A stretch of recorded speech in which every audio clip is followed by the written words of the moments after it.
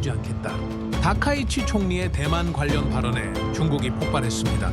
중국 해군 함정 100척이 서해로 진입해 한중 잠정 조치 수역을 향해 직선 돌진, 한국 코앞에서 실사격까지 예고한 초유의 위기.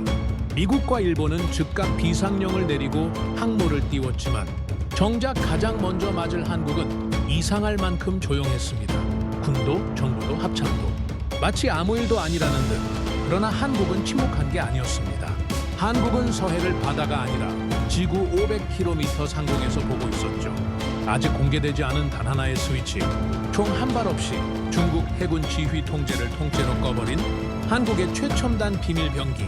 지금부터 그 전말을 공개합니다. 2024년 12월 4일 오전 6시 12분 23개의 모니터가 동시에 빨간불로 바뀌었습니다. 저는 미국 우주군 소속이든 코립 중령입니다. 공군사관학교를 거쳐 MIT에서 궤도역학과 신호정보 분석을 전공해서 박사학위를 받았습니다. 지금 제가 서 있는 곳은 일본 요코스카 미 파람대 사령부 3층 미일 합동해상작전 통제실입니다. 이곳에서 저는 위성과 전자전 상황을 총괄하고 있었습니다. 콜 박사, 지금 레이더에 포착된 중국 함정 숫자 확인 바랍니다. 일본 해상자위대 연락장교의 목소리가 헤드셋을 타고 들어왔습니다. 손끝이 차가웠어요. 화면 왼쪽에는 동중국해 항로를 따라 움직이는 빨간 아이콘들이 떠 있었죠. 숫자를 세는 동안 심장이 빨라졌습니다. 구축함 14척, 호위함 22척, 잠수함 추정 7척, 총 합계 97척입니다. 97? 그의 목소리가 떨렸습니다. 네. 오차 범위 플러스 마이너스 3척입니다. 통제실 안 공기가 무거워졌어요.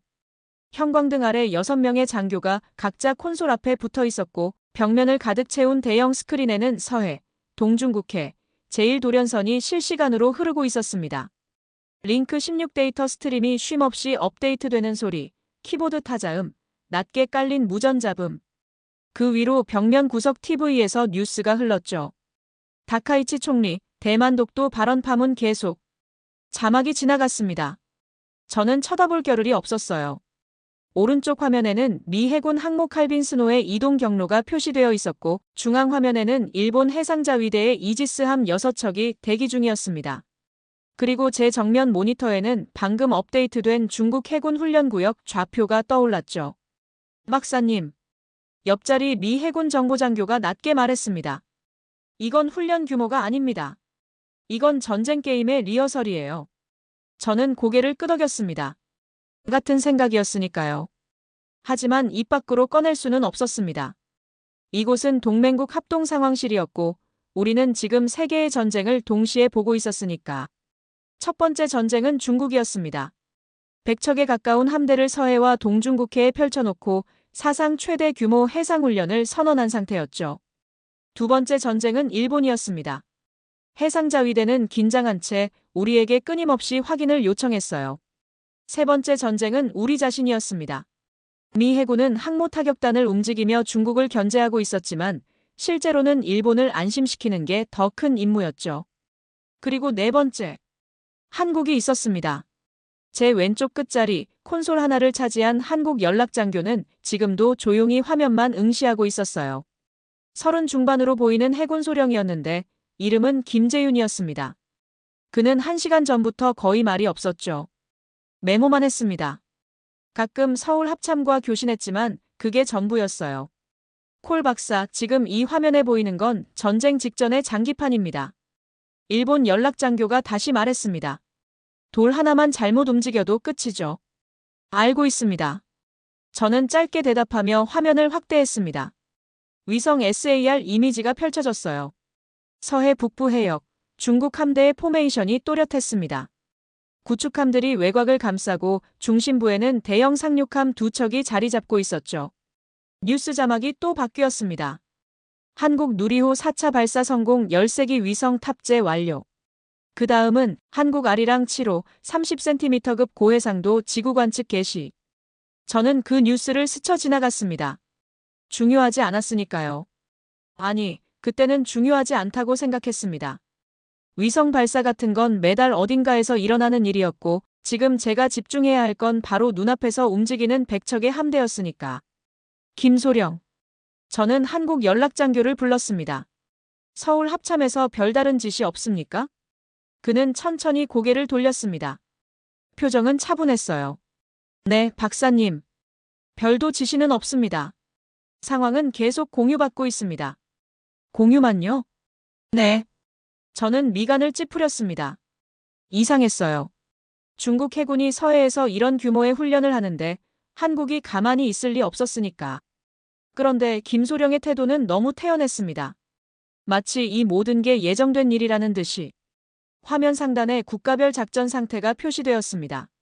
미국 작전 수행 단계 100%, 일본 작전 수행 단계 100%, 중국 실사격 단계, 한국 실시간 연락 수준.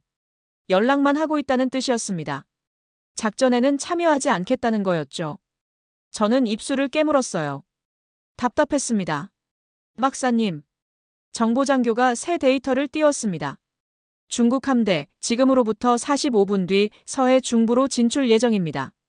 실사격 훈련 개시 시간은 오전 10시. 10시. 2시간도 채 남지 않았습니다.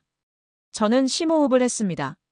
손끝이 떨렸지만 모니터에서 눈을 뗄 수 없었어요.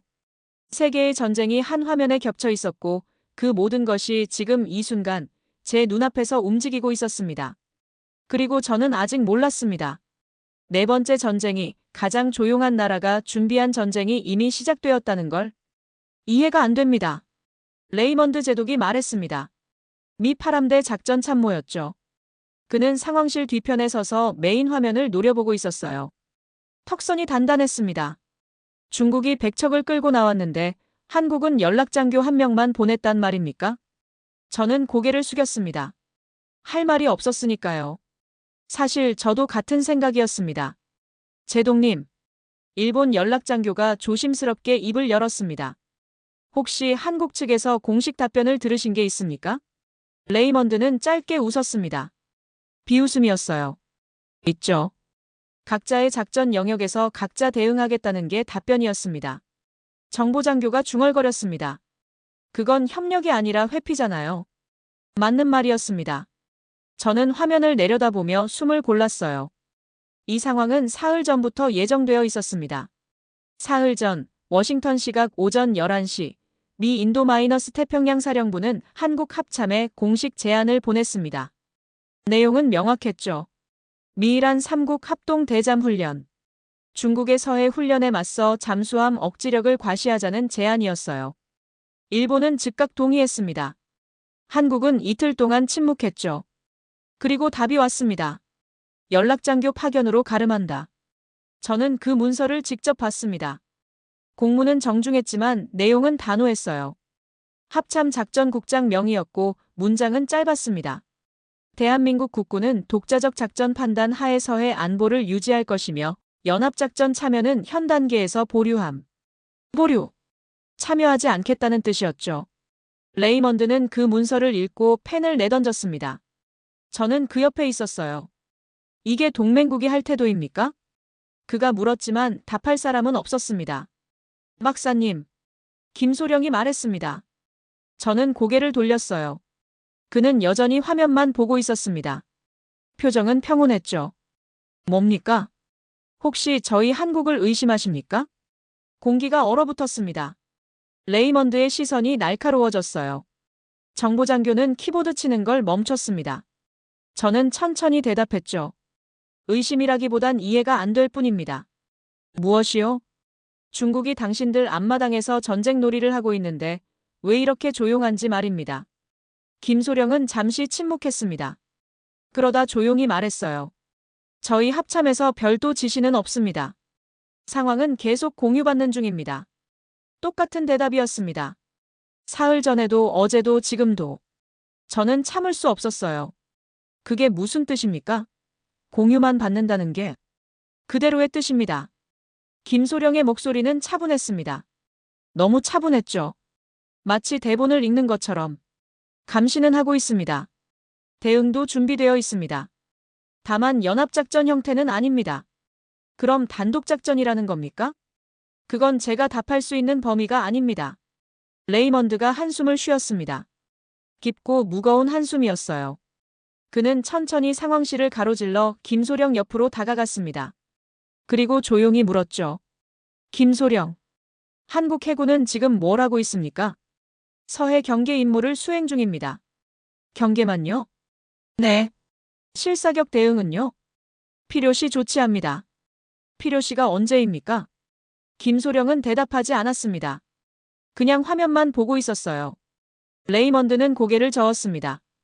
이건 협력이 아닙니다, 소령. 죄송합니다. 사과가 아니라 설명을 원합니다. 설명할 수 있는 권한이 없습니다. 권한. 그 단어가 귓가에 맴돌았습니다. 저는 문득 깨달았어요. 김소령은 정말로 모를 수도 있다는 걸. 아니, 알더라도 말할 수 없는 거라는 걸. 그는 그저 지시받은 대로 여기 앉아서 화면을 보고 기록하고 보고하는 것뿐이었죠. 콜 박사. 일본 연락장교가 불렀습니다. 목소리가 떨렸어요. 이 상황에서 한국 없이 우리끼리만 작전을 진행해도 되는 겁니까? 저는 대답할 수 없었습니다.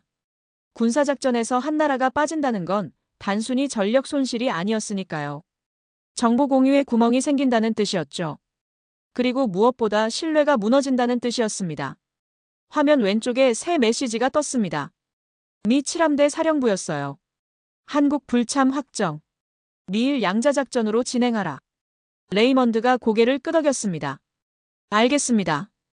이제 우리끼리 합시다. 그는 돌아서서 상황실 밖으로 나갔어요. 문이 닫히는 소리가 무거웠습니다. 저는 화면을 응시했죠. 국가별 작전 상태 표시가 또렷했습니다.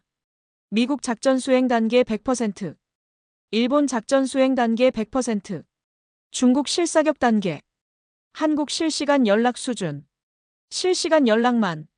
저는 고개를 돌려 김소령을 봤습니다. 그는 여전히 메모를 하고 있었어요. 펜을 쥔 손이 흔들림 없이 움직였습니다. 얼굴엔 긴장도 미안함도 없었죠. 그저 담담했습니다. 그 순간 이상한 느낌이 들었습니다. 그는 뭔가를 알고 있었어요. 분명히. 하지만 말할 수 없는 거였죠. 아니, 말하지 않기로 선택한 거였습니다. 그리고 그 침묵 뒤에는 뭔가가 있었습니다. 뭔가 큰 게. 박사님. 정보장교가 속삭였습니다. 중국 함대 30분 뒤 서해 진입합니다. 저는 숨을 들이켰습니다. 손끝이 차가웠어요. 화면 속에서 빨간 아이콘들이 천천히 움직이고 있었습니다. 100척의 함대가 한국의 바다를 향해 다가오고 있었죠. 그리고 한국은 여전히 조용했습니다. 너무 조용했습니다. 경보음이 울렸습니다. 날카롭고 짧은 비프음 3번. 상황실 천장의 경고등이 주황색으로 바뀌었어요. 저는 반사적으로 메인 화면을 올려다봤습니다. 비상적 함대 한중 잠정 조치 수역 접근. 저는 숨이 멎었습니다. PMG는 서해 한가운데 한국과 중국이 배타적 경제 수역 경계를 합의하지 못한 채 잠정적으로 설정해둔 완충 수역이었죠. 양국 어선이 조업할 수 있는 곳. 하지만 군함은 함부로 들어갈 수 없는 곳. 그곳에 지금 중국 함대가 다가오고 있었습니다. 거리 확인. 정보장교가 소리쳤습니다.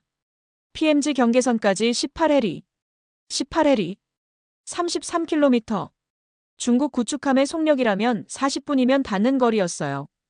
일본 연락장교가 자리에서 벌떡 일어났습니다. 지금 중국이 PMG로 들어가려는 겁니까? 그렇게 보입니다. 저는 침착하게 대답했지만 손끝은 떨리고 있었어요. 화면을 확대했습니다. 중국 함대의 이동 벡터가 선명했죠. 빨간 화살표가 PMG 경계선을 똑바로 가리키고 있었습니다. 이건 의도적입니다. 정보장교가 중얼거렸습니다. 우연이 아니에요. 항로를 보세요. 완전히 직선입니다. 맞았습니다. 함대는 동중국해에서 북상하면서 자연스럽게 PMG를 피할 수도 있었어요. 하지만 그들은 정확히 그 경계선을 향해 돌진하고 있었습니다. 마치 시험하듯이. 문이 열렸습니다. 레이먼드가 들어왔어요. 얼굴이 굳어 있었죠. 상황 브리핑. 저는 곧바로 보고했습니다. 중국 함대 현재 PMG 경계선까지 18해리. 예상 도달 시간은 40분 후입니다. 선두는 타이프 51D 구축함 4척, 후속으로 호위함 12척이 따르고 있습니다. 한국 측 반응은? 레이먼드가 물었습니다. 저는 고개를 돌렸어요. 김소령은 여전히 자리에 앉아 있었습니다. 화면을 보고 있었죠. 표정은 변함이 없었어요. 없습니다. 제가 대답했습니다. 지금까지 아무런 교신도 없습니다. 레이먼드의 눈빛이 차갑게 가라앉았습니다. 김소령. 그가 불렀습니다. 김소령은 천천히 고개를 들었어요. 네, 제동님. 지금 당신네 바다에 중국 함대가 들어가려 합니다. 이게 보이십니까? 보입니다.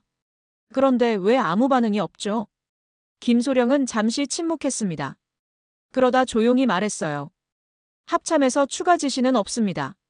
감시는 하고 있는 걸로 압니다. 감시만요? 네. 레이먼드가 책상을 쳤습니다. 쿵 소리가 상황실을 울렸어요. 저는 움찔했습니다. 이건 감시할 상황이 아닙니다. PMG는 당신네 어선들이 조업하는 수역 아닙니까? 맞습니다. 그럼 지금 그 어선들은 어떻게 됩니까? 중국 군함 100척 사이에서 그물이나 던지고 있으란 말입니까? 김소령은 대답하지 않았습니다. 그냥 화면만 봤어요. 저는 참을 수 없었습니다. 김소령. 제가 말했습니다. 목소리가 떨렸죠. 지금 그 수역은 서류상만이 아니라 당신들 아버지들이 피로 지킨 바다 아닙니까? 그런데 왜 이렇게 조용하죠? 김소령이 저를 똑바로 봤습니다. 처음으로 그의 눈에 뭔가가 보였어요. 감정이었을까요? 아니면 확신이었을까요? 박사님. 그가 조용히 말했습니다. 저희는 조용한 게 아닙니다. 준비되어 있는 겁니다. 뭐가 준비되어 있다는 겁니까? 그가 입을 다물었습니다. 말씀드릴 수 없습니다. 정보장교가 외쳤습니다. 15해리. 중국 함대 속력 증가. 현재 22노트. 화면 속 빨간 아이콘들이 빨라졌습니다.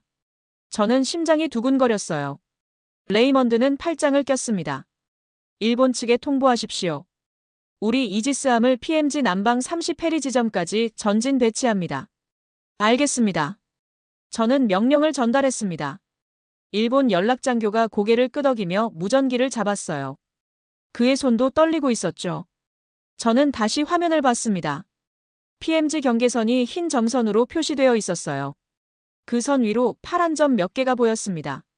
민간 선박이었죠. 아마 어선일 거예요. 중국 함대는 그 어선들을 향해 정확히 다가오고 있었습니다. 10해리. 정보장교가 말했습니다. 목소리가 긴장으로 떨렸어요. 중국 선두함정, PMG 진입까지 18분. 저는 김소령을 봤습니다. 그는 노트에 뭔가를 적고 있었어요. 시간을 기록하는 것 같았습니다. 손놀림이 차분했죠. 너무 차분했습니다. 박사님. 일본 연락장교가 속삭였습니다. 한국이 정말 아무것도 안 하는 겁니까? 저는 대답할 수 없었습니다. 사실 저도 믿을 수 없었으니까요. 이건 상식적이지 않았어요. PMG는 한국에게 단순한 수역이 아니었습니다. 주권의 상징이었죠. 중국과 타협하지 못한 채 팽팽하게 대치하는 마지막 선이었어요. 그런데 지금 그 선을 중국 군함이 넘으려 하는데 한국은 가만히 있었습니다. 화면 오른쪽에 새 데이터가 떴습니다. 중국 해군 통신 감청 내용이었어요. 실사격 훈련 시작. 어선들은 퇴거하라. 저는 손으로 얼굴을 문질렀습니다. 머리가 지끈거렸어요. 중국은 지금 한국 어선들에게 비켜라고 경고하고 있었습니다. 자기들 바다인 것처럼. 오해리. 정보장교의 목소리가 더 떨렸습니다. 진입까지 9분. 9분. 상황실이 고요해졌습니다. 형광등 소리만 웅웅거렸어요. 모두가 화면을 봤습니다. 메인 스크린에는 PMG 지도가 크게 떠 있었고 빨간 아이콘들이 하얀 경계선을 향해 천천히 다가오고 있었죠. 그리고 한국 해군의 위치는 화면에 표시조차 되지 않았습니다. 왜냐하면 그들은 작전에 참여하지 않았으니까요. 연락만 하고 있었으니까요. 저는 숨을 참았습니다. 중국 선두 함정이 경계선에 닿았습니다. 그리고 넘어갔습니다. 진입 확인. 정보장교가 말했습니다. 목소리가 갈라졌어요. 중국 구축함 4척, PMG 진입. 후속 함정 계속 따라오고 있습니다. 레이먼드가 긴 한숨을 내쉬었습니다. 이제 끝났군요. 저는 고개를 들었습니다. 무슨 뜻입니까? 서해가 중국 바다가 됐다는 뜻입니다. 그의 목소리는 차가웠습니다. 저는 입술을 깨물었어요. 그리고 다시 김소령을 봤습니다. 그는 여전히 메모를 하고 있었습니다. 얼굴에는 긴장도 분노도 두려움도 없었어요. 그저 담담했습니다. 마치 이 모든 게 예정된 수순인 것처럼. 해시태그 CHAPTER 4 누리호알이랑 뉴스에서 오던 이름이 작전 변수가 되다. 통신이 끊어졌습니다. 정확히는 잠시 끊긴 게 아니라 새로운 채널이 강제로 열렸어요. 제 헤드셋에서 낮은 비프음이 2번 울리더니 낯선 목소리가 들렸습니다. 콜 박사, 우주작전사령부 위성작전센터입니다. 최우선 긴급통신. 응답 바랍니다. 미 우주작전사령부 위성작전센터였습니다. 저는 반사적으로 자세를 고쳤어요. 우주군 출신인 제게 우주작전사령부는 상급 부대였죠. 그들이 직접 연락을 한다는 건 뭔가 심각하다는 뜻이었습니다. 확인했습니다. 콜입니다. 보안 링크 연결 대기하십시오. 화면 오른쪽 하단에 작은 창이 떴습니다. 암호화 연결 표시였어요. 초록불이 켜지더니 곧 데이터 스트림이 흐르기 시작했습니다. 저는 주변을 둘러봤죠. 레이먼드가 저를 보고 있었어요. 뭡니까? 우주작전사령부입니다. 긴급 통신이라고 합니다. 레이먼드의 눈빛이 날카로워졌습니다. 여기서 받으세요. 저는 고개를 끄덕이고 화면에 집중했습니다. 데이터가 펼쳐졌어요. 궤도 요소, 위성 식별 코드, 신호 분석 그래프. 그리고 맨 위에 붉은 글씨로 쓰인 제목이 보였습니다. 비정상 탑재체 활동 감지 누리호 4차 발사 아리랑 7호. 누리호. 아리랑 7호. 저는 숨이 멎었습니다. 콜 박사, 최근 한국의 두 위성 발사에서 비정상적인 신호 패턴을 추적 중입니다. 상대방이 말했습니다. 목소리는 침착했지만 긴장이 배어 있었어요. 누리호 4차 발사는 며칠 전 탑재체 목록에는 초소형 위성 13개로 표기되어 있습니다. 아리랑 7호는 열흘 전 발사, 공식 스펙은 30cm급 광학 해상도 합성 개구레이더입니다. 저는 화면을 내려갔습니다. 궤도 데이터가 보였어요. 누리호가 실은 13개 위성의 궤도 좌표가 나열되어 있었죠. 그런데 그중 4개의 좌표 옆에 빨간 물음표가 붙어 있었습니다. 이상 징후가 뭡니까? 제가 물었습니다. 신호 활동이 선언된 임무 파라미터와 일치하지 않습니다. 4개 위성에서 X밴드 폭발 송신이 감지됐습니다. 지속 시간은 2초에서 4초. 주파수 패턴은 군사 전자정보 프로파일과 일치합니다. X밴드. 군사 전자정보 주파수. 저는 손끝이 차가워지는 걸 느꼈어요. 언제입니까? 서해 상공입니다. 중국 해군 훈련 시간대와 일치합니다. 서해 상공. 중국 해군 훈련 시간대와 일치. 저는 화면을 확대했습니다. 아리랑 7호의 궤도 트랙이 펼쳐졌어요. 선명한 파란 선이 한반도를 가로질러 서해 상공을 지나갔죠. 그리고 그 선 위에 작은 붉은 점들이 찍혀 있었습니다. 신호감지 지점이었어요. 점들이 모여 있는 곳. PMG였습니다. 이런. 저는 중얼거렸습니다. 레이먼드가 다가왔어요. 뭡니까? 한국 위성입니다. 제가 말했습니다. 목소리가 떨렸죠. 누리호하고 아리랑 7호. 궤도 데이터가 이상합니다. 어떻게 이상합니까? 저는 화면을 그에게 보여줬습니다. 레이먼드는 눈을 가늘게 뜨고 데이터를 훑었어요. 그의 턱선이 단단해졌습니다. 이게 지금 서해 위를 날고 있다는 겁니까? 네. 그리고 군사 주파수로 신호를 보내고 있다. 그렇게 보입니다. 레이먼드가 뒤로 물러났습니다. 그는 천천히 김소령을 봤어요. 김소령은 여전히 자리에 앉아 있었습니다. 하지만 이번엔 그도 느꼈을 거예요. 레이먼드의 시선이 얼마나 차가운지. 김소령. 레이먼드가 불렀습니다. 네, 제동님. 당신네 위성이 지금 뭘 하고 있는지 아십니까?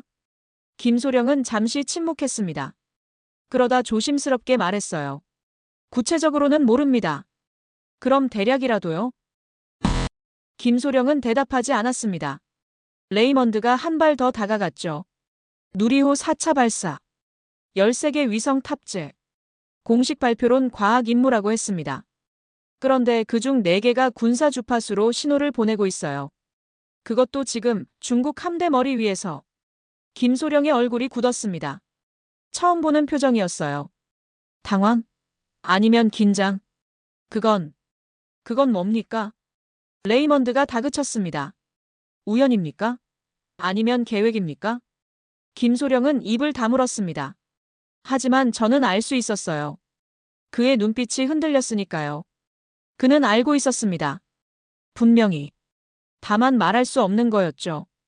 저는 다시 화면으로 돌아갔습니다. 우주작전사령부 담당자가 계속 말하고 있었어요. 콜 박사, 솔직히 말씀드리면 이건 민간 임무 패턴으로 보이지 않습니다. 저는 숨을 들이켰습니다. 알겠습니다. 아리랑 7호는 어떻습니까? 비슷한 상황입니다. 공식 스펙은 고해상도 지구 관측입니다. 하지만 실제 운용 패턴을 보면 중국 함대 위치 상공을 반복 통과하고 있습니다. 야간 통과 시 합성 개구 레이더 모드 활성화. 그리고 그가 잠시 멈췄습니다. 그리고요? 열화상 신호를 보면 탑재 전력 소비가 선언된 스펙보다 훨씬 높습니다. 뭔가 큰 걸 돌리고 있거나 탑재체에 뭔가를 숨기고 있습니다. 숨겨진 탑재체. 저는 등골이 서늘해지는 걸 느꼈어요.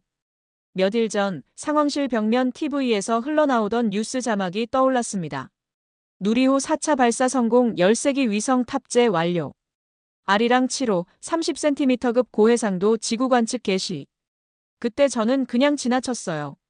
중요하지 않다고 생각했죠. 위성 발사 같은 건 흔한 일이었으니까요. 하지만 지금 그 위성들이 제 눈앞 화면에 떠 있었습니다. 서해 상공을 중국 함대 위를 정확히 지나가고 있었어요. 그리고 뭔가를 하고 있었습니다. 뭔지는 모르지만 분명히 민간 임무가 아닌 뭔가를. 전체 데이터 패키지를 보내주십시오. 제가 말했습니다. 알겠습니다. 지금 전송합니다. 화면에 파일들이 쏟아졌습니다. 궤도 요소 테이블, 신호 분석 차트, 열화상 이미지, 통과 시간 예측표. 저는 빠르게 훑었어요. 그리고 하나를 발견했습니다. 통과 시간 예측표. 누리호 탑재 위성 중 하나가 서해 상공을 지나는 시간. 오늘 오전 10시 5분. 중국 함대가 실사격 훈련을 시작하는 시간. 오전 10시. 저는 심장이 빨라지는 걸 느꼈습니다. 박사님. 정보장교가 불렀습니다. 중국 함대 PMG 진입 완료. 함정 총 84척 확인. 포문 개방 징후 포착. 저는 화면을 봤습니다. 중국 함대는 이제 완전히 PMG 안쪽에 들어와 있었어요. 빨간 아이콘들이 PMG를 가득 채우고 있었죠. 그리고 그 위로 파란 선 하나가 천천히 지나가고 있었습니다. 한국 위성의 궤도였습니다. 저는 레이먼드를 봤습니다. 그도 같은 화면을 보고 있었어요. 그의 얼굴이 굳어 있었죠. 이건 우연이 아닙니다. 제가 말했습니다. 한국이 뭔가를 계획한 겁니다. 레이먼드는 고개를 끄덕였습니다. 그리고 김소령을 봤어요. 김소령은 여전히 침묵하고 있었습니다. 하지만 그의 손이 떨리고 있었어요. 노트를 쥔 손이. 콜 박사. 우주작전사령부 담당자가 다시 말했습니다. 한국이 뭘 계획하는지 파악해야 합니다. 이런 종류의 활동이 해상위기 상황 한복판에서 벌어지는 건 단순히 이상한 게 아닙니다. 위험합니다. 위험하다. 맞았습니다. 하지만 저는 다른 생각이 들었어요. 위험한 건 한국이 아니라 우리가 한국을 몰랐다는 사실이었습니다. 우리는 동맹이었어요. 70년을 함께 싸워온 동맹. 하지만 지금 이 순간 저는 깨달았습니다. 한국이 뭔가를 숨기고 있다는 걸. 그리고 그게 뭔지 우리는 전혀 모른다는 걸. 명령이 떨어진 건 오전 9시 17분이었습니다. 화면 상단에 붉은 메시지 창이 떴어요. 미 파람대 사령관 직속 명령이었죠. 저는 심장이 쿵 내려앉는 걸 느꼈습니다. 긴급 파견 명령이든 콜 중령. 목적지 서울, 대한민국 합동참모본부. 임무 한국군의 서해작전 의도 및 능력 확인. 출발 즉시. 저는 화면을 멍하니 바라봤습니다. 레이먼드가 제 뒤에 서 있었어요. 그가 낮게 말했죠. 읽으셨습니까? 네. 질문 있습니까? 저는 고개를 저었습니다. 질문할 게 없었어요. 명령은 명확했으니까요. 한국에 가서 그들이 뭘 하는지 알아내라. 왜 합동훈련을 거부했는지, 왜 위성이 이상하게 움직이는지, 왜 중국 함대가 눈앞까지 왔는데도 조용한지 모든 걸 확인하라는 거였습니다. 박사님, 일본 연락장교가 자리에서 일어났습니다. 그는 저를 향해 걸어왔어요. 얼굴이 창백했죠. 한국에 가신다는 겁니까? 그렇습니다. 그럼 여기는요? 그가 상황실을 둘러봤습니다. 23개 모니터가 여전히 빨간불로 깜빡이고 있었어요. 중국 함대는 PMZ 안쪽 깊숙이 들어와 있었고 실사격 훈련 시작까지 50분도 채 남지 않았습니다. 다른 사람이 대체할 겁니다. 레이먼드가 대답했습니다. 하지만 지금은 콜 박사가 한국에 가는 게 더 중요합니다. 일본 연락장교는 입술을 깨물었습니다. 저는 그의 눈에서 불안을 읽을 수 있었어요. 그는 중국 함대만 걱정하는 게 아니었습니다. 한국도 걱정하고 있었죠. 아니, 어쩌면 한국을 더 걱정하고 있었을지도 몰랐어요. 콜 박사. 그가 조용히 말했습니다. 한국이 뭘 하는지 꼭 알아내 주십시오. 저희는 지금 완전히 어둠 속에 있습니다. 저는 고개를 끄덕였습니다. 말할 수가 없었어요. 사실 저도 같은 상태였으니까요. 우리는 모두 어둠 속에 있었습니다. 동맹국이 70년을 함께한 나라가 뭘 하는지 전혀 모르는 상태였죠. 박사님, 정보장교가 불렀습니다. 요코스카 기지에서 헬기 대기 중입니다. 10분 내로 출발 가능합니다. 10분. 저는 화면을 내려다봤습니다. 중국 함대 위치, 일본 이지스함 배치도, 미 항모 이동 경로. 지난 사흘 동안 제가 모니터링해온 모든 것들이 거기 있었어요. 그리고 이제 저는 그걸 떠나야 했습니다. 작전 한복판을. 콜 박사. 레이먼드가 제 어깨에 손을 얹었습니다. 알고 계시겠지만 이건 단순한 연락 임무가 아닙니다. 압니다. 우린 지금 중국과 싸우고 있다고 생각했는데. 그가 잠시 멈췄습니다. 그리고 천천히 말했죠. 어쩌면 지금 가장 큰 미지수는 한국인지도 모르겠군요. 저는 그의 눈을 봤습니다. 차가웠어요. 동맹에 대한 신뢰가 아니라 의심이 담겨 있었습니다. 제동님, 제가 조심스럽게 말했습니다. 한국은 여전히 우리 편입니다. 그렇습니까?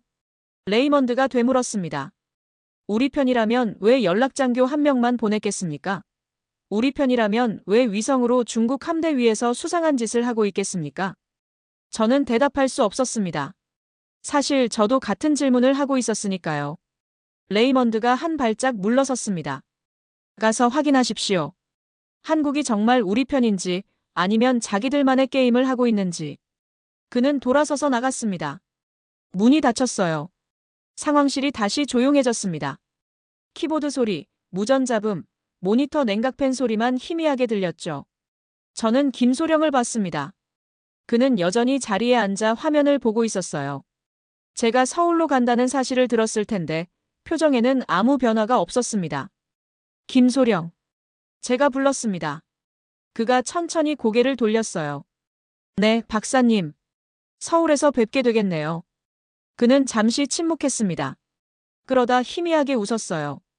처음 보는 표정이었습니다. 그러실 겁니다.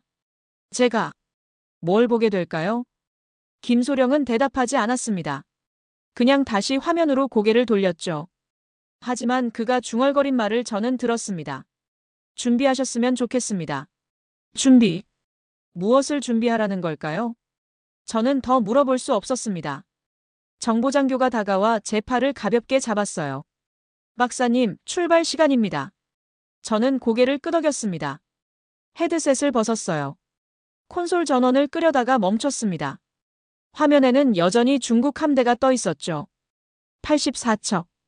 그들은 지금도 PMZ 안쪽에서 포문을 열고 있었습니다. 그리고 그 위로 파란 선 하나가 천천히 움직이고 있었어요. 한국 위성.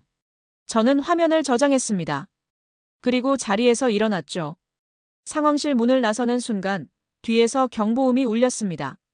중국 함대가 실사격 준비를 완료했다는 신호였어요. 저는 뒤를 돌아보지 않았습니다. 그냥 걸었죠. 복도는 차갑고 조용했습니다. 형광등이 깜빡이고 있었어요.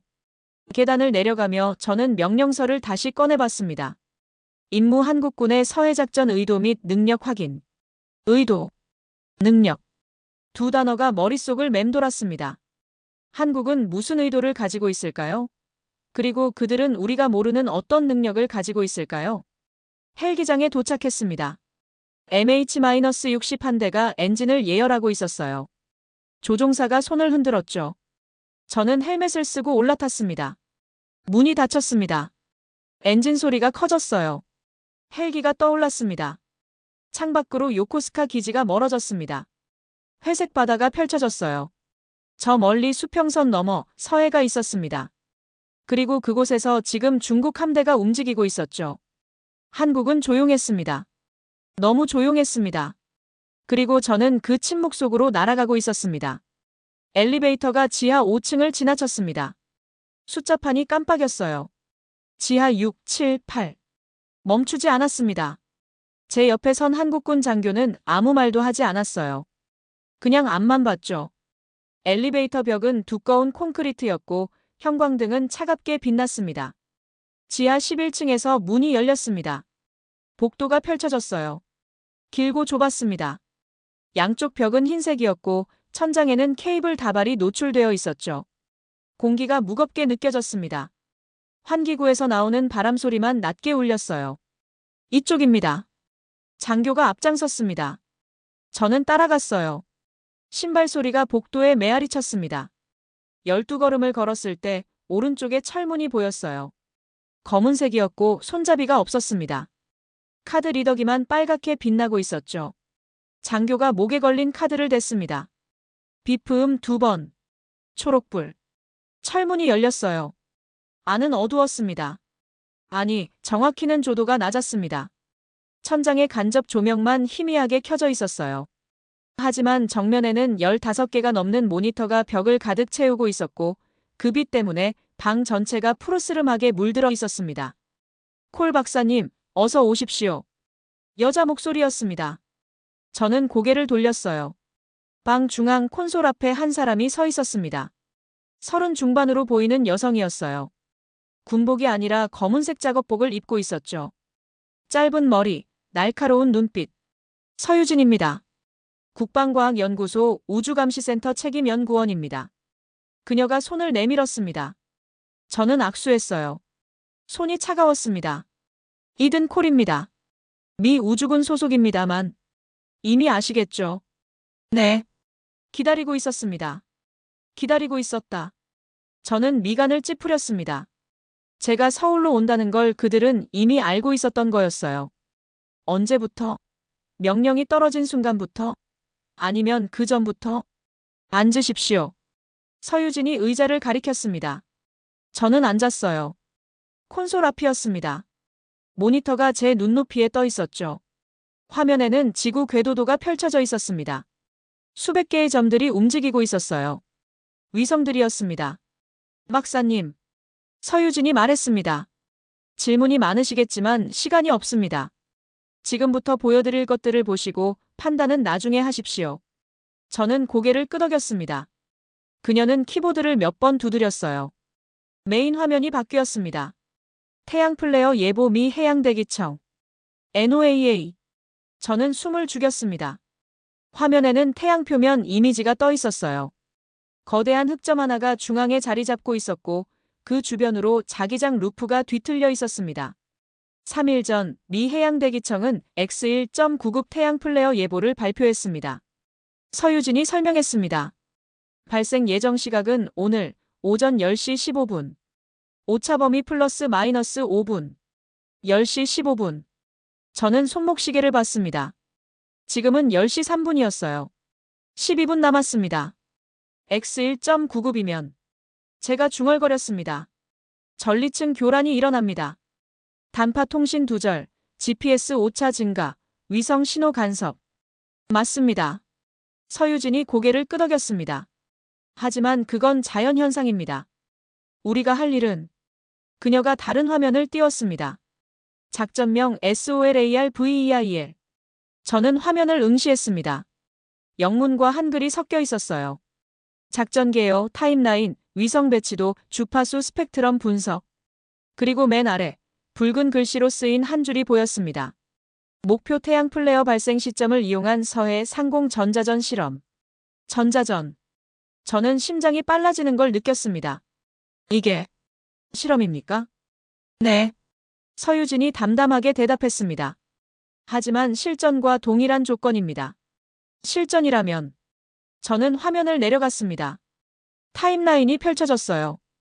분 단위로 쪼개진 스케줄이 빼곡했습니다. 950 누리호 탑재 위성 사기 대기 모드 진입. 955R이랑 75 SAR 스캔 시작. 1010 X선 발사기 탑재 위성 활성화. 1015 태양 플레어 발생 예상. 1015 전자전 신호 발사 개시. 1020 효과 측정 및 데이터 수집. X선 발사기. 저는 그 단어를 다시 읽었습니다. 그리고 이해했어요. 누리호에. 제가 천천히 말했습니다. X선 발사기를 실었다는 겁니까? 서유진은 대답하지 않았습니다. 그냥 다른 화면을 띄웠죠. 위성 설계도가 나타났습니다. 작은 직육면체 형태였어요. 하지만 측면에 이상한 구조물이 돌출되어 있었습니다. 이건 공식적으로 과학 탑재체입니다. 서유진이 말했습니다. 우주방사선 측정 장비라고 발표했죠. 하지만 실제로는 그녀가 구조물을 확대했습니다. X선 펄스 발생기입니다. 출력은 낮습니다. 위성 자체를 파괴할 정도는 아니에요. 하지만 태양 플레어와 겹치면 전리층 교란이 증폭됩니다. 제가 이어 말했습니다. 자연현상인지 인공신호인지 구분이 안 되는 거죠. 정확합니다. 서유진이 희미하게 웃었습니다. 박사님은 역시 빠르시네요. 저는 웃을 수 없었습니다. 등골이 서늘해졌으니까요. 이건 단순한 실험이 아니었어요. 이건 무기였습니다. 그럼 R이랑 7호는요? 제가 물었습니다. 서유진이 다른 화면을 띄웠습니다. R이랑 7호 스펙이 펼쳐졌어요. 공식 발표는 30cm급 광학 해상도 SAR입니다. 하지만 그녀가 숫자 하나를 가리켰습니다. 실제 해상도는 15cm입니다. 미국의 키올 시리즈와 동급이죠. 15cm. 저는 숨을 들이켰습니다. 그 해상도라면 함정 갑판 위 사람의 얼굴까지 식별할 수 있었어요. 그리고 SAR 모드는 야간에도 작동합니다. 구름도 뚫고 지나가죠. 그래서 우리는 서유진이 화면을 전환했습니다. 중국 함대 사진이 나타났습니다. 선명했어요. 함교 위 레이더, 갑판 위 미사일 발사대, 심지어 함교 창문까지 또렷했습니다. 어젯밤 촬영한 겁니다. 서유진이 말했습니다. R이랑 7호로. 저는 말문이 막혔습니다. 사진은 계속 이어졌어요. 구축함, 호위함, 상륙함. 한 척 한 척 마치 박물관 전시품처럼 정확하게 촬영되어 있었습니다. 박사님. 서유진이 제 어깨에 손을 얹었습니다. 우리는 미국을 속인 게 아닙니다. 그냥 말하지 않았을 뿐이죠. 왜입니까? 제가 물었습니다. 목소리가 떨렸어요. 왜 동맹에게 말하지 않았습니까? 서유진은 잠시 침묵했습니다. 그러다 조용히 말했어요. 말하면 막혔을 테니까요. 벽시계가 째깍거렸습니다. 저는 시계를 봤어요. 10시 5분. 10분 남았습니다. 박사님. 서유진이 말했습니다. 지금부터는 보기만 하십시오. 그리고 나중에 판단하십시오. 그녀는 돌아서서 콘솔로 갔습니다. 손가락이 키보드 위에서 빠르게 움직였어요. 화면들이 하나둘 켜졌습니다. 실시간 위성 궤도, 서해 전자기파 스펙트럼, 태양 표면 실시간 영상, 중국 함대 위치 트래킹, 그리고 맨 위 화면에 카운트다운이 떠올랐습니다. T-942, 9분 42초. 저는 숨을 참았습니다. 그리고 그 순간 깨달았습니다. 한국은 조용한 게 아니었어요. 한국은 준비하고 있었던 겁니다. 태양이 폭발하는 그 순간을. T-10분. 카운트다운이 시작됐습니다. 서유진의 손가락이 콘솔 위에서 멈췄어요. 그녀는 심호흡을 했습니다. 한 번. 그리고 천천히 말했죠. 전체계 최종 점검. 위성팀. 오른쪽 콘솔에 앉은 남자가 대답했습니다. 누리호 탑재 위성 4기, 대기 모드 정상. 궤도 진입 확인. R이랑 7호. SAR 스캔 모드 활성. 목표 구역 상공 통과 3분 전. 전자전팀. 왼쪽에서 여자 목소리가 들렸습니다. X선 펄스 발생기 예열 완료. 발사 대기 중. 태양 관측. 모니터 앞 젊은 연구원이 말했습니다. NOAA 데이터 스트림 정상. 플레어 발생 확률 98%. 예상 시각 10시 15분 30초. 서유진이 고개를 끄덕였습니다. 그녀는 저를 봤어요. 박사님, 괜찮으십니까? 저는 대답할 수 없었습니다. 괜찮지 않았으니까요. 심장이 너무 빨리 뛰었어요. 손이 떨렸죠. 하지만 고개는 끄덕였습니다. 보겠습니다. 제가 말했습니다. 끝까지. T-8분 30초. 메인 화면에 서해 지도가 떠올랐습니다. 빨간 점들이 PMG를 가득 채우고 있었어요. 중국 함대였습니다. 84척. 그들은 지금 대형을 갖추고 있었죠. 구축함이 바깥쪽, 호위함이 안쪽, 상륙함이 중앙에. 중국 함대 통신 감청. 전자전팀이 보고했습니다. 현재 활성 주파수 13개. 위성 링크 5개, 단파 4개, 초단파 4개. 지휘 통제망 정상 작동 중. 정상 작동. 지금은요. 서유진이 화면을 전환했습니다. 전자기파 스펙트럼이 펼쳐졌어요. 서해 상공의 모든 신호가 실시간으로 흐르고 있었습니다. 민간통신, 군사통신, 위성신호. 수백 개의 선이 파도처럼 출렁이고 있었죠. 적에 곧 사라집니다. 서유진이 조용히 말했습니다. 전부요? 네. 전부. T-7분 15초. 위성 궤도 화면이 업데이트됐습니다. 파란 점 5개가 한반도 상공을 향해 다가오고 있었어요. 누리호 탑재 위성 4개, 아리랑 7호 하나. 그들은 정확히 계산된 궤도를 따라 움직이고 있었습니다. 위성 1번, 목표 상공 진입. 위성팀이 보고했습니다. 2번, 3번, 4번도 순차 진입 중. 화면 오른쪽에 숫자들이 떴어요. 위성 1고도 550km, 속도 초당 7.6km. 위성 2고도 548km, 속도 초당 7.6km. 위성 3고도 552km, 속도 초당 7.6km. 위성 4고도 549km, 속도 초당 7.6km. 4기 모두 서해 상공을 향하고 있었습니다. 그리고 그 아래 중국 함대가 있었죠. 저는 숨을 죽였습니다. T-5분 50초. 아리랑 7호 스캔 시작. 위성팀이 말했습니다. 메인 화면에 이미지가 떠올랐어요. 서해였습니다. 하지만 일반 위성사진이 아니었어요. SAR 이미지였죠.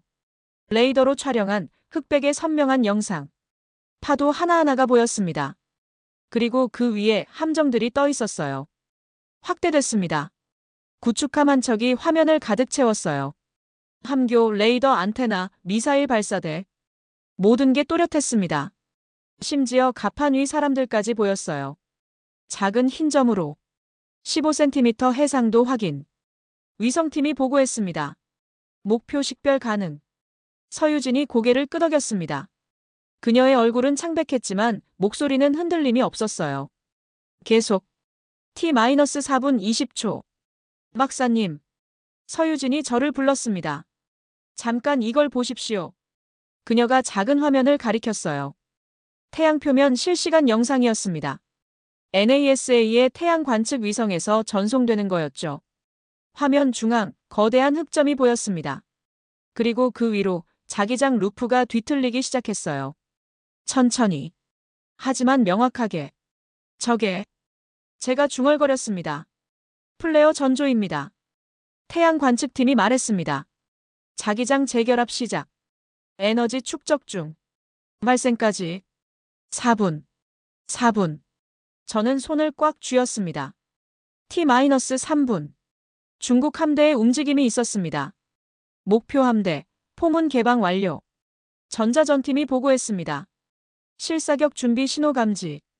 카운트다운 시작했습니다. 화면에 중국어 교신 내용이 떴어요. 번역 자막이 함께 흘렀죠. 각함 사격 준비. T-10분. 목표 해역 설정 완료. 발사 통제 시스템 온라인. 그들도 카운트다운을 하고 있었습니다. 우리와 똑같이. 하지만 그들은 몰랐어요. 자기들 머리 위에서 뭔가 다가오고 있다는 걸. 박사님. 서유진이 제 어깨를 가볍게 두드렸습니다. 준비하십시오. T-2분. 카운트다운 숫자가 빨개졌습니다. 2분. 모든 콘솔 앞에 앉은 사람들이 자세를 고쳤어요. 키보드에 손을 올렸습니다. 화면을 응시했죠. 상황실이 고요해졌습니다. 환기구 소리, 모니터 냉각팬 소리, 그리고 제 심장 소리만 들렸어요. 서유진이 마이크를 켰습니다. 전팀, 최종 대기. 위성팀 대기. 전자전팀 대기. 태양관측팀 대기. 아리랑 7호 대기. 하나씩 응답이 돌아왔습니다. 서유진은 심호흡을 했어요. 그리고 화면을 봤습니다. T-1분 30초. 태양 표면에서 빛이 터졌습니다. 작게. 하지만 명확하게. 흑점 가장자리에서 하얀 섬광이 번쩍였어요. 그리고 퍼져나갔습니다. 자기장 루프가 끊어지며 에너지가 분출되기 시작했죠. 플레어 발생. 태양 관측팀이 외쳤습니다. X1.99 확인. 코로나 질량 방출 동반. 지구 도달 예상 시각. 그가 숫자를 확인했습니다.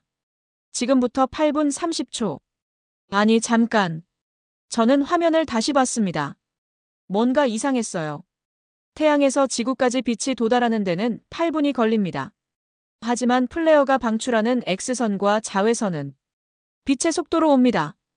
8분이 아니라. 제가 중얼거렸습니다. 서유진이 저를 봤어요. 희미하게 웃었습니다. 이미 왔습니다. T-100. 화면이 요동쳤습니다. 전자기파 스펙트럼 화면이었어요. 갑자기 모든 선이 출렁이기 시작했습니다. 위로, 아래로 불규칙하게. 전리층이 흔들리고 있었어요. 태양에서 날아온 X선이 지구 대기를 때리고 있었습니다. 전리층 교란 시작. 전자전팀이 보고했습니다. 뒤층 전자 밀도 급증. 단파 통신 감쇄 시작. 위성 신호 노이즈 증가. GPS 오차 확대 중. 보고가 쏟아졌습니다. 자연현상이었어요. 태양 플레어가 일으키는 정상적인 전리층 교란. 하지만 한국은 여기서 멈추지 않을 거였습니다. 서유진이 마이크에 대고 말했습니다. X선 발사기, 발사 준비.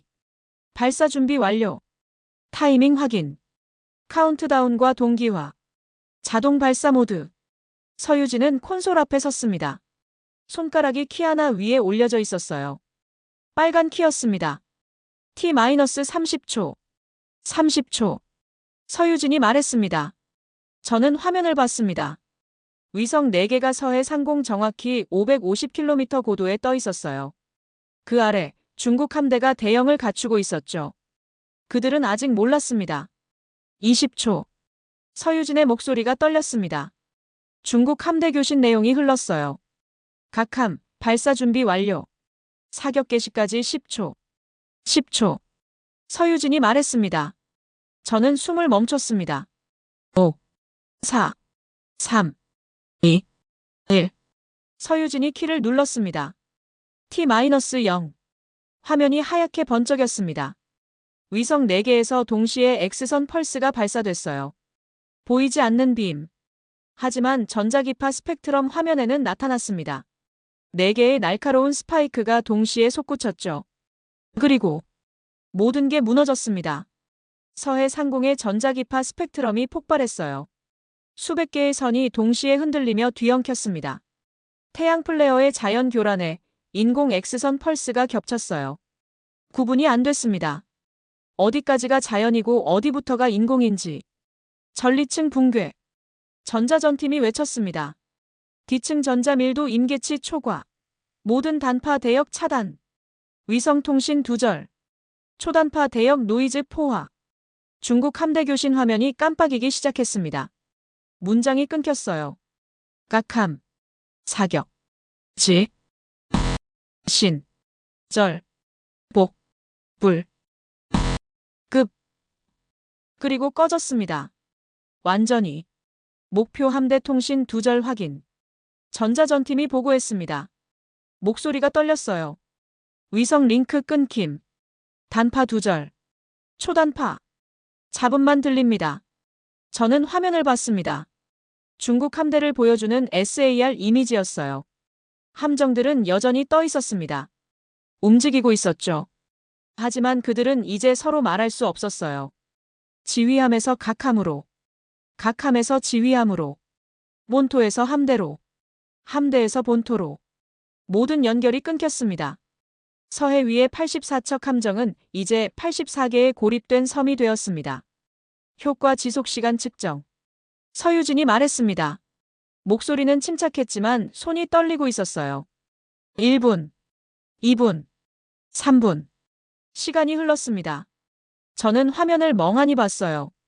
중국 함대는 여전히 PMZ 안에 있었습니다. 포문도 열려 있었죠. 하지만 사격 명령이 내려오지 않았어요. 내려올 수가 없었습니다. 통신이 끊겼으니까요. 5분 경과. 7분. 10분. 10분이 지났을 때 전자기파 스펙트럼이 천천히 안정되기 시작했습니다. 태양 플레어의 영향이 약해졌어요. X선 펄스도 끝났습니다. 자연스럽게 통신이 복구되기 시작했죠. 중국 함대 교신이 다시 들렸습니다. 하지만 이번엔 달랐어요. 무슨 일이? 통신이 왜? 지휘함 응답하라. 본토 연락 안 됨. 사격 명령 확인 불가. 혼란이었습니다. 공황이었어요. 그들은 10분 동안 완전히 고립되어 있었습니다. 실사격 훈련 한복판에서 서로 연락도 안 되고 명령도 받지 못한 채. 박사님. 서유진이 저를 봤습니다. 이게 바로 우리가 준비한 겁니다. 저는 말할 수 없었습니다. 목구멍이 말라 있었어요. 손이 떨렸습니다. 이건 단순한 재밍이 아니었습니다. 이건 새로운 전쟁이었습니다. 태양을 무기로 쓰는 해시태그 CHAPTER8 조용한 나라의 가장 시끄러운 스위치. 그날 오후 3시 중국 해군은 훈련을 중단했습니다. 공식 발표는 기상 악화로 인한 안전상의 이유였어요. 하지만 저는 서유진과 함께 실시간 교신 감청을 듣고 있었습니다. 그들의 진짜 목소리를. 함대 사령부 각함의 귀향 명령. 훈련 계획 전면 재검토. 통신장애 원인 분석 완료 전까지 대규모 작전 보류. 귀향. 84척의 함대가 천천히 PMG에서 빠져나갔어요. 질서정연하지 않았습니다. 일부 함정은 대열을 벗어났고 일부는 속도가 들쭉날쭉했죠. 마치 자신감을 잃은 것처럼. 박사님. 서유진이 말했습니다. 보셨죠? 10분이면 충분합니다. 저는 고개를 끄덕였습니다. 말이 나오지 않았어요. 10분. 단 10분 동안 통신이 끊겼을 뿐인데 사상 최대 규모의 해상훈련이 무너졌습니다. 그들은 뭘 의심하고 있을까요?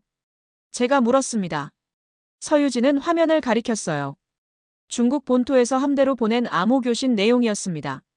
태양 폭발 활동으로 인한 통신 장애로 추정. 하지만 그 뒤가 중요했습니다. 유사시 재발 가능성 검토 필요. 전자전 대응 능력 재평가 요망. 서유진이 희미하게 웃었습니다. 그들은 알고 있습니다. 뭔가 이상하다는 걸. 하지만 증명할 수 없죠. 왜입니까? 태양 플레어는 자연현상이니까요. 우리 위성이 쏜 X선 펄스는 그 속에 완벽하게 숨었습니다. 구분할 방법이 없어요. 저는 숨을 들이켰습니다. 완벽한 은폐. 자연을 방패로 쓴 공격. 사흘이 지났습니다. 저는 요코스카로 돌아왔어요.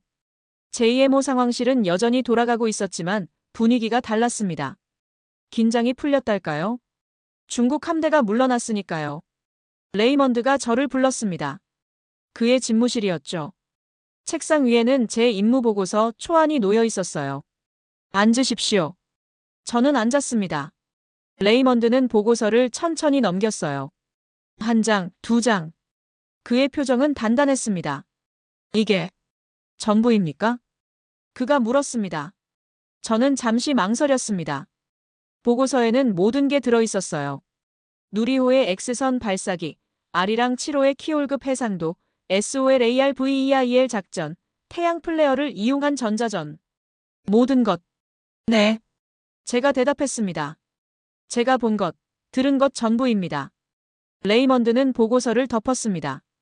그리고 창밖을 봤어요. 요코스카 항구가 내려다 보였죠. 회색 바다, 정박한 군함들. 콜 박사. 그가 천천히 말했습니다. 우리는 70년 동안 한국과 동맹이었습니다. 같이 싸웠죠. 피를 흘렸습니다. 그런데 그들은 이런 능력을 우리한테 숨기고 있었어요. 제동님. 제가 조심스럽게 말했습니다. 어쩌면 그들도 확신이 없었을지 모릅니다. 이게 정말 작동할지.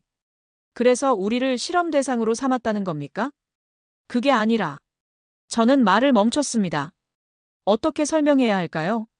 한국의 침묵을, 그들의 조용한 준비를. 레이먼드가 한숨을 쉬었습니다. 이 보고서는 워싱턴으로 갑니다. 합참, 국방부, 백악관까지. 그리고 우리에 대한 전략이 바뀔 겁니다. 어떻게요? 모르겠습니다. 그가 솔직하게 말했습니다. 하지만 한 가지는 확실합니다. 우리는 한국을 다시 평가해야 합니다. 그들이 우리가 생각했던 것보다 훨씬 강하다는 걸. 일주일 뒤, 저는 최종 보고서를 제출했습니다. 마지막 문단에 저는 이렇게 썼어요. 한국은 조용한 나라입니다. 70년 동안 우리 곁에 있었지만 그들이 무엇을 준비하는지 우리는 몰랐습니다. 이번 작전은 그들의 능력을 보여주는 작은 창일 뿐입니다. 우주기술, 위성 운용, 전자전 능력. 이 모든 것을 그들은 소리 없이 쌓아 올렸습니다. 중국은 한국을 약한 고리로 봤습니다. 미국과 일본 사이에 낀 수동적인 나라로. 하지만 그들은 틀렸습니다. 한국은 수동적이지 않았습니다. 그들은 기다리고 있었을 뿐입니다. 적절한 순간을. 태양이 폭발하는 그 순간을. 저는 보고서 맨 아래에 한 줄을 더 추가했습니다. 권고사항 한국을 보이지 않는 강대국으로 재분류할 것을 건의합니다. 같은 시각 베이징. 중국 해군사령부 지하 3층. 비밀회의실에서 보고서 한부가 돌고 있었습니다. 서해 훈련 통신장의 분석 보고서 극비. 보고서는 길었어요. 기상 데이터, 태양 활동 기록, 전리층 교란 분석. 모든 것이 과학적으로 설명되어 있었습니다. 태양 플레어 때문이라고. 하지만 마지막 페이지에 작은 문단 하나가 있었습니다. 주의사항 통신 두절 시점과 한국 위성통과 시각의 일치는 우연으로 보기 어려움. 의도적 전자 공격 가능성 배제 불가. 하지만 증거 불충분. 공식 발표는 자연현상으로 처리 권고. 증거 불충분. 중국은 알고 있었습니다. 의심하고 있었어요. 하지만 그들은 입을 다물었습니다. 왜냐하면 인정하는 순간 망신이었으니까요. 사상 최대 규모 훈련이 한국의 위성 몇 개에 무너졌다고 인정할 수는 없었어요. 그래서 그들은 침묵했습니다. 한국처럼. 오늘 서울. 지하 11층. 그 상황실에서 서유진은 여전히 모니터 앞에 앉아 있었습니다. 화면에는 태양 표면이 떠 있었어요. 그녀는 새로운 흑점을 추적하고 있었죠. 손가락이 키보드 위에서 움직였습니다. 다음 플레어 예상 시각. 그녀가 중얼거렸습니다. 3주 후. 아니, 22일 후. 옆 콘솔에서 다른 연구원이 물었습니다. 박사님, 다음번에도 하시는 겁니까? 서유진은 대답하지 않았습니다. 그냥 화면을 봤어요. 태양이 천천히 회전하고 있었습니다. 거대한 불덩이. 그리고 그 위에서 새로운 에너지가 축적되고 있었죠. 언제든지. 그녀가 조용히 말했습니다. 필요하면. 화면 구석에 작은 창이 하나 떠 있었어요. 전 세계 위성 궤도 지도였습니다. 수천 개의 점이 지구 주위를 돌고 있었죠. 미국 위성, 러시아 위성, 중국 위성, 유럽 위성. 그리고 그 사이에 조용히 움직이는 파란 점들. 한국 위성. 누구도 주목하지 않았습니다. 작고 조용했으니까요. 하지만 그들은 거기 있었어요. 보이지 않는 곳에서 다음 순간을 준비하며. 서유진은 화면을 저장했습니다. 그리고 불을 껐어요. 상황실이 어두워졌습니다. 모니터 빛만 희미하게 남았죠. 그녀는 문을 나서며 뒤를 돌아봤습니다. 조용한 방. 조용한 콘솔들. 하지만 언제든지 깨어날 준비가 되어 있었습니다. 태양이 다시 폭발하는 그날까지. 저는 지금 샌디에이고에 있습니다. 미 우주군 본부 제3 사무실이에요. 창밖으로 태평양이 보입니다. 파도가 밀려왔다 밀려가죠. 책상 위에는 보고서 한부가 놓여 있어요. 제가 쓴 게 아닙니다. CIA에서 보낸 거였죠. 제목이 선명했습니다. 대한민국 우주전력 재평가 극비. 저는 그걸 읽지 않았습니다. 읽을 필요가 없었어요. 이미 알고 있었으니까요. 한국은 조용했습니다. 70년 동안. 하지만 그 침묵 뒤에는 가장 시끄러운 스위치가 숨어 있었습니다. 그리고 그들은 언제든지 그 스위치를 다시 누를 수 있었어요. 세상이 보지 못하는 사이에 태양이 폭발하는 그 순간에 저는 창밖을 봤습니다. 하늘은 맑았어요. 구름 한 점 없었죠. 하지만 저 위 500km 상공에서 무언가가 조용히 움직이고 있었습니다. 보이지 않는 곳에서 다음 순간을 기다리며. 여러분, 이 이야기가 재미있었으면 구독과 좋아요 부탁드립니다. 감사합니다.